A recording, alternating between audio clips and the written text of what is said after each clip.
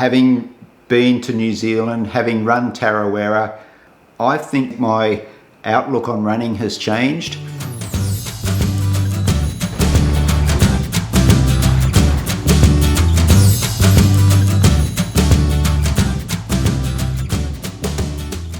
You can face many obstacles on a trail run or on a trail race, but a dive bombing seagull at the finish of a 100-miler is probably not something what you expect. But thankfully for Nicole Law and her running companions at the finish of the Tarawera Ultramarathon, she was able to duck and weave and get out of the way of this low-flying seagull which confronted the three of them as they finished the 100-miler at Tarawera. Hi guys, Neil from the Running Duck Effect. It's been 10 days since Tarawera 50k. I was going to talk in this video about the next phase of my running, moving into marathon preparation and what I was going to do with the Mafferton running that I had been using for 4 months leading into Tarawera. But there's been a couple of hiccups along the way. I'm going to explain what they were in this video. First off, the recovery from Tarawera. You can see the following day after the event, this was how I felt.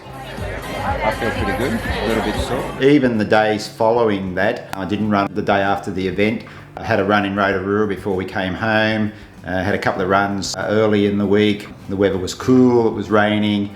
Went a little bit longer on the Thursday, 16 kilometres. Because of the cooler conditions, I was able to run quicker, the heart rate was still pretty low, and it felt comfortable, but boy, I wasn't ready to run that fast, and I certainly wasn't ready to run that quick because Friday and Saturday, when weather patterns returned to normal, it was fine, it was warm, the heart rate really shot up.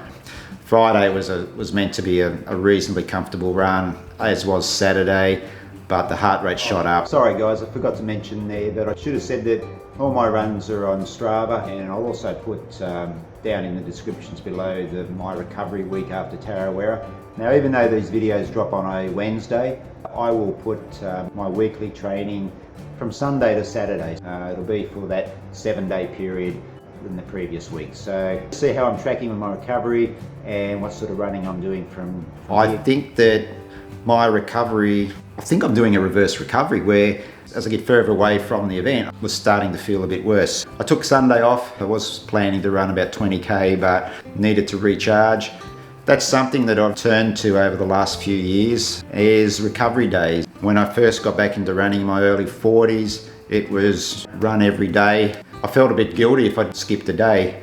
But as I sort of got older and moved into my 50s, I introduced a scheduled day off each week. I think that really helped. Over the last couple of years, after I've had a couple of injuries that sat me back a little bit, I've taken a rest day when I've felt that I needed it. And for me particularly, I don't know how everyone else feels, maybe you could comment down below, but for me, I feel now that as I'm getting older, I'm now 53, I need to take a regular rest day just to recharge, give the body a chance to recover, refresh.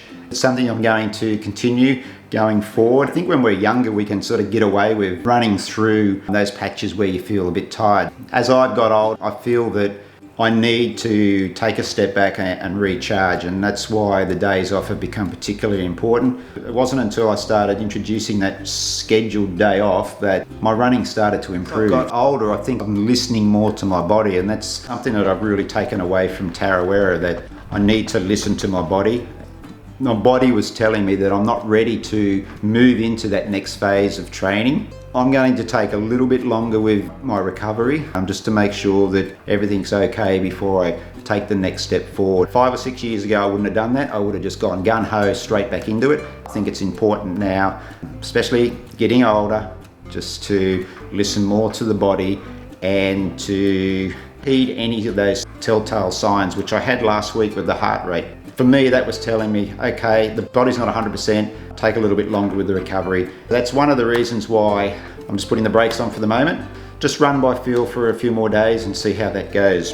The second part of this is that late last year, we set out some goals that we'd like to achieve in 2020. One of those goals was this. Right, my second goal for 2020 is to try and get back into sub 3 hour pace for a marathon. When I made that video back in December, going sub 3 hours again for a marathon was a huge goal in 2020. But having been to New Zealand, having run Tarawera, I think my goals have changed. My outlook on running has changed. I'm not really sure now whether getting back to a sub 3 hour marathon is that huge of a goal for me anymore. When I was young, yes, I was competitive. I also wanted to run good times. Later in life, it was me against the clock. When I returned to running in my 40s, it was getting into shape to run sub 20 for 5, sub 40 for 10, sub 84 for a half marathon, and eventually sub 3 hours for a marathon, which took a hell of a lot of work and took a few years. There was so much importance that I put on myself to chase the clock. But Tarawera has changed me. Being able to run through those amazing trails, experience the great camaraderie, I think it's changed the way that I want to approach my future running.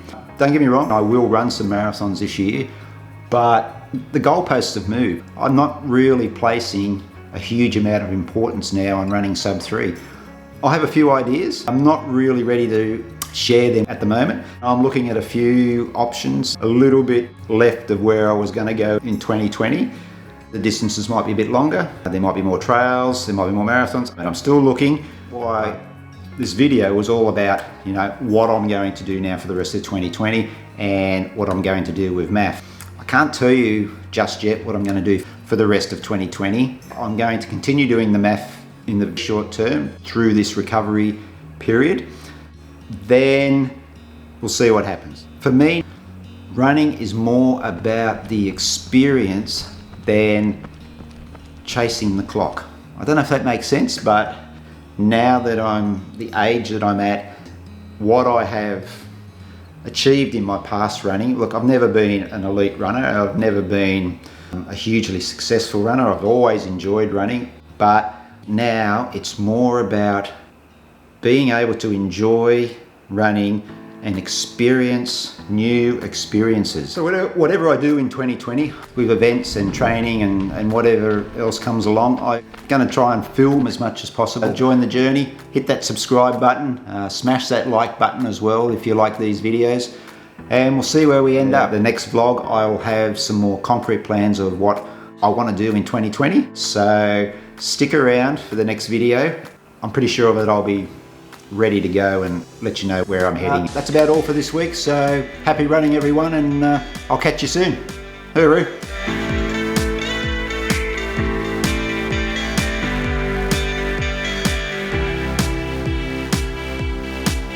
Wow, big news. We crashed through the 100 subscribers for the channel in the past week. Thanks to all those new subscribers, and hopefully you'll enjoy my running journey in 2020 and beyond. Also, thank you everyone to the wonderful comments that you've made. Also the feedback to the Tarawera Ultramarathon videos. Can't rave enough about that event. It was just fantastic.